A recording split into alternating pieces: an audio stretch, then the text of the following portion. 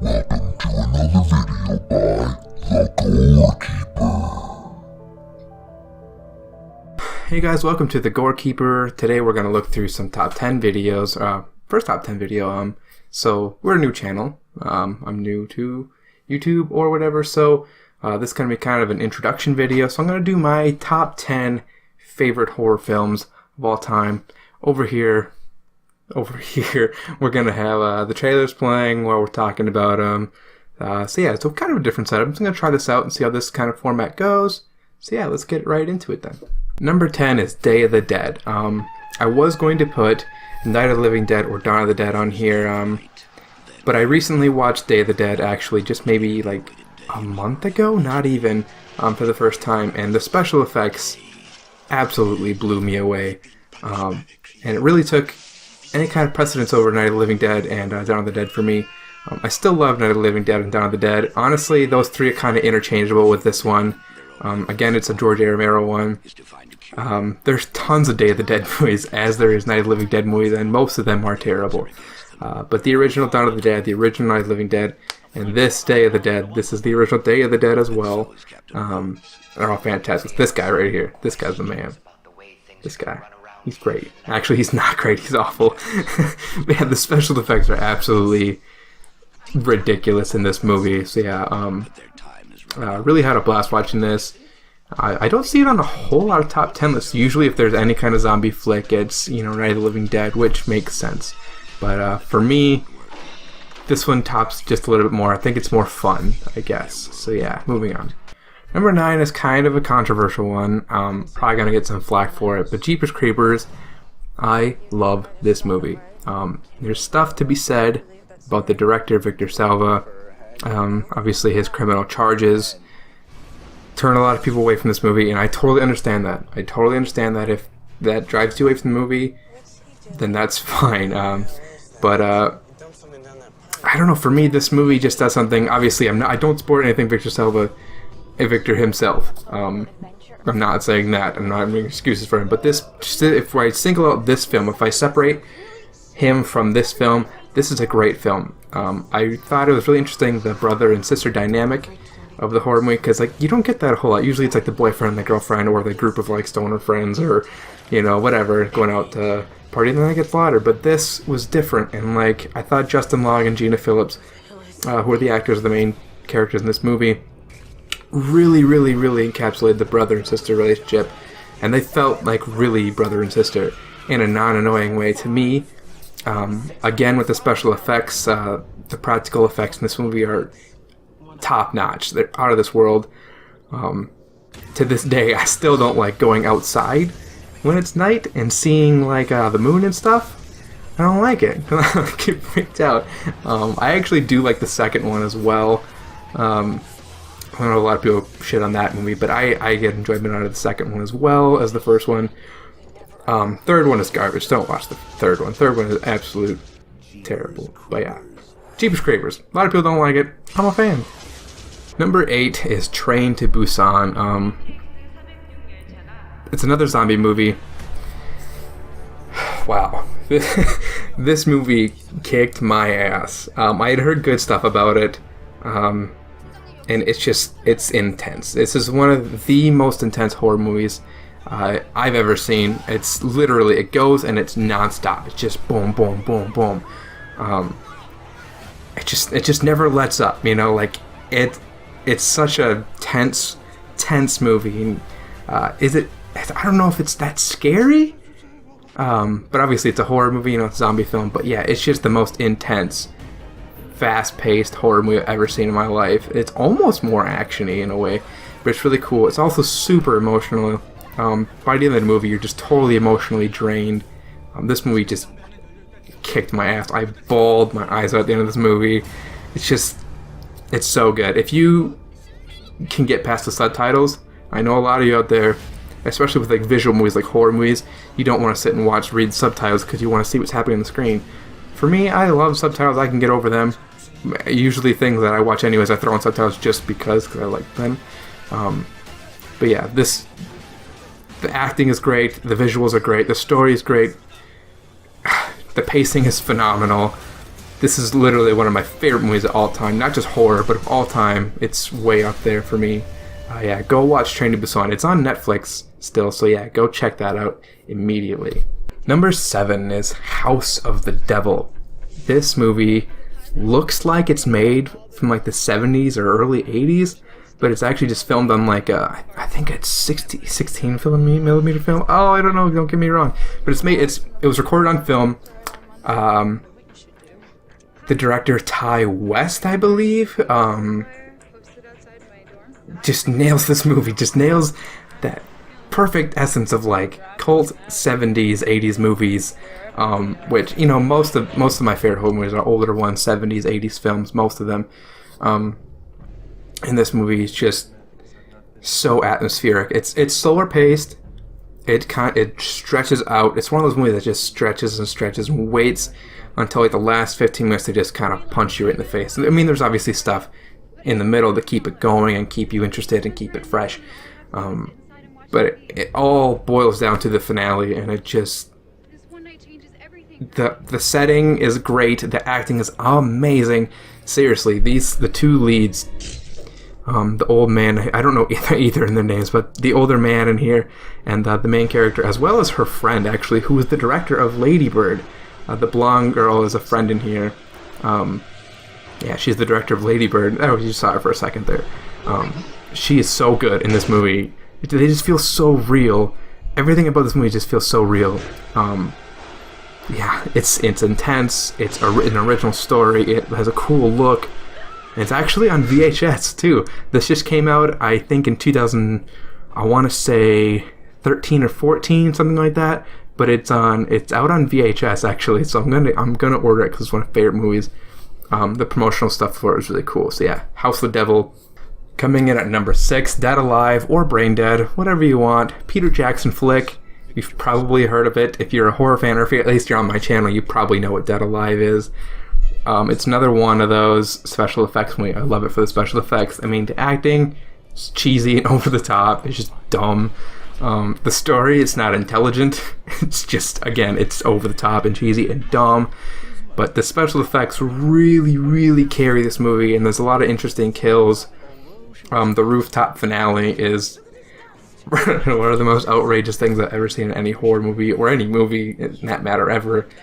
It's crazy to think that the guy that, you know, directed this and Bad Taste and stuff, and you know, went on to do Lord of the Rings and, you know, King Kong and all that. It's so weird. I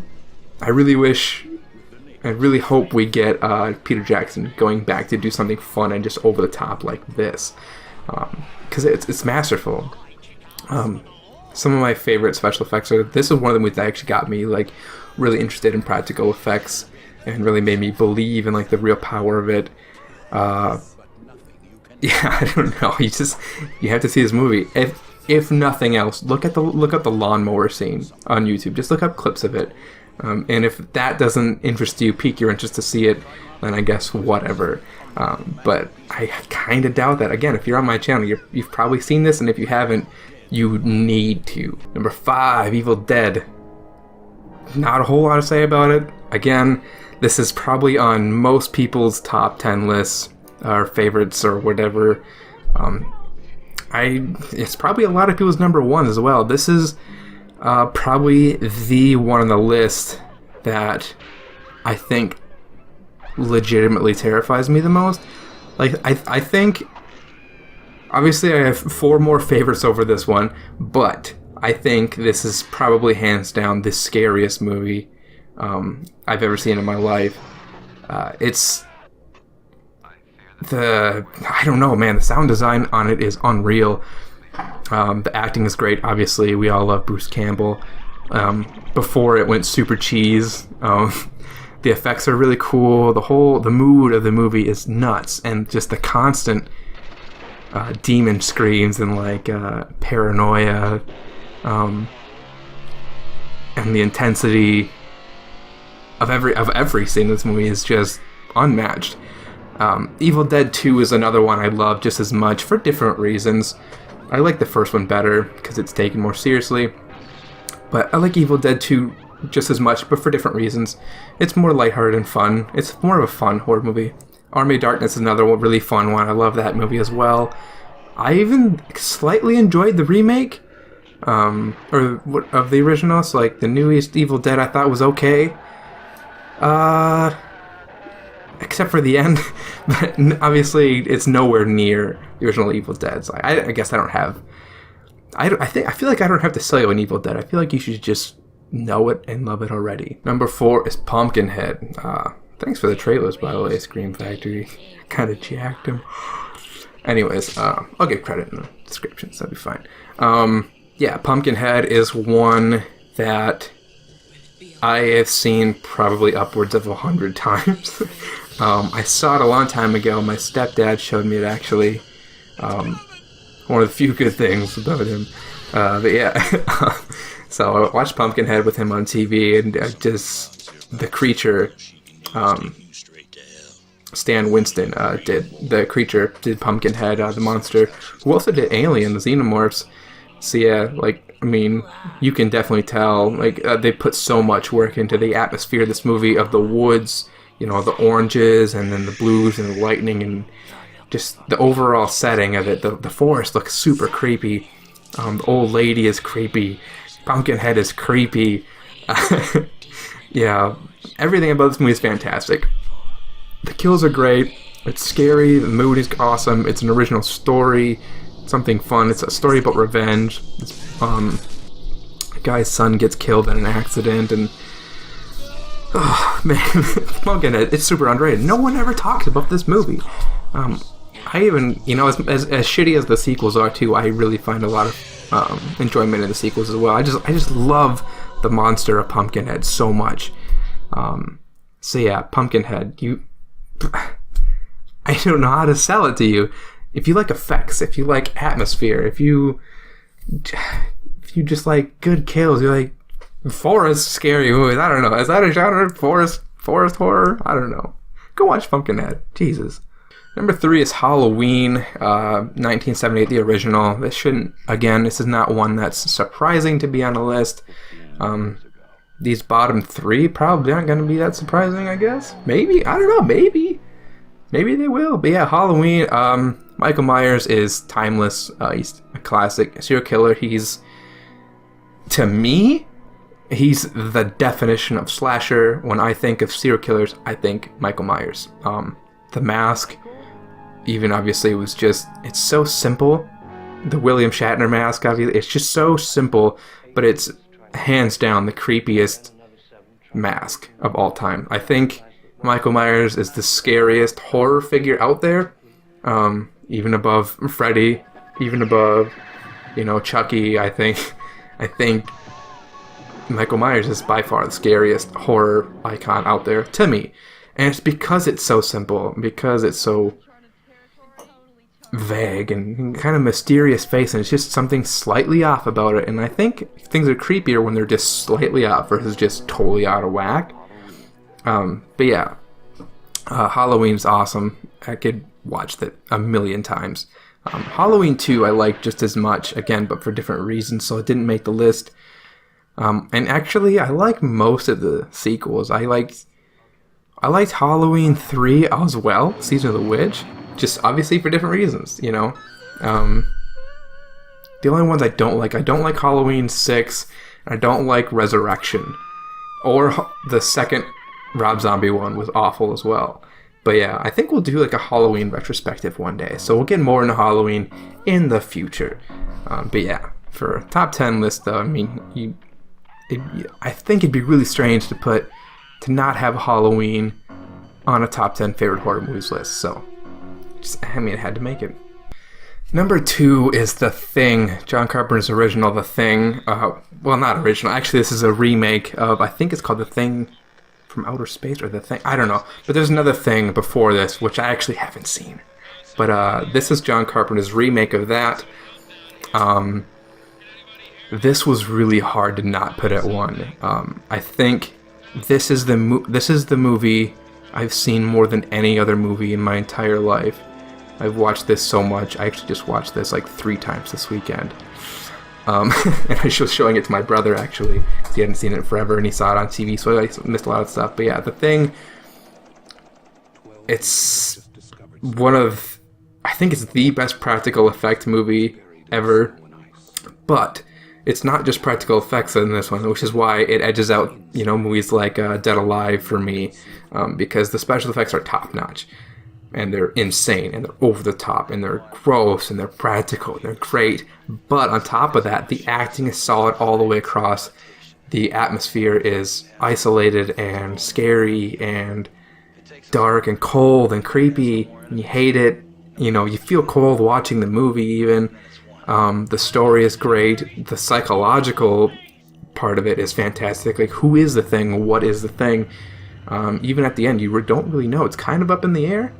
According to some people, there's theories, but we'll get to that. If you haven't seen them, I don't want to spoil anything for you. But yeah, The Thing, most people have probably seen this, but if you haven't, I have come across some people who love horror a lot, and they just haven't ever gotten around to watching this yet. So if you're one of those people and you haven't gotten around to watching it yet, go do it, like, right now. You have no excuse. You have no excuse. There's tons of streaming services out there. Someplace has this. I guarantee it. Or even if it's not, you could probably find it for like $5 on DVD. So, like, stop giving excuses. Go watch The Thing, because it's phenomenal. Okay? And number 1, Alien. If you guys watched my first video, my pickups video, I mentioned this, so it shouldn't come as any shock. This could really be Aliens as well. Alien and Aliens, the second one, are really neck and neck for me. Again, Stan Winston did the creature design. It, also did Pumpkinhead. And the creature is obviously iconic. Everyone knows the creature. Everyone knows the xenomorph. Even if you've never seen Alien, you know what Alien is. When people talk about the alien or the xenomorph, they know what you're talking about. And same thing as Predator, actually. Like, you don't have to see Predator, you just know what Predator is. And I feel like that's actually a lot for Hellraiser. I think more people know who Pinhead is than who have actually seen Hellraiser.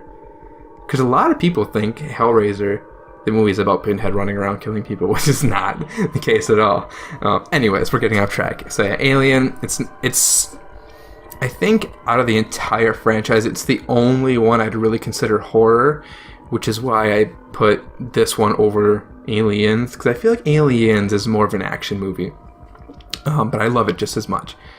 But yeah, I think Alien is the only one I'd consider horror. Maybe Alien 3? Yeah.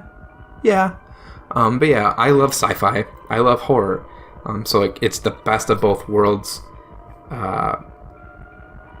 We're going to do a whole series on Alien eventually down the line, because obviously it's my favorite franchise. I like all of the movies for different reasons, except for Covenant, actually. But again, we're getting off topic. Alien is fantastic. The scene with the chest burster, as everyone knows that scene. If you haven't seen that movie, even you know that scene. Everyone knows what a face hugger is. It's just, I don't know. It's a classic. It's an absolute bona fide classic, and I think it's the best horror movie ever made, in my opinion, and it's my personal favorite. So that was it for today, guys. So we'll check you next time. We're going to have another video coming up pretty soon. I think this week maybe I'm going to try and go get some horror pickups, so maybe we'll have some of those.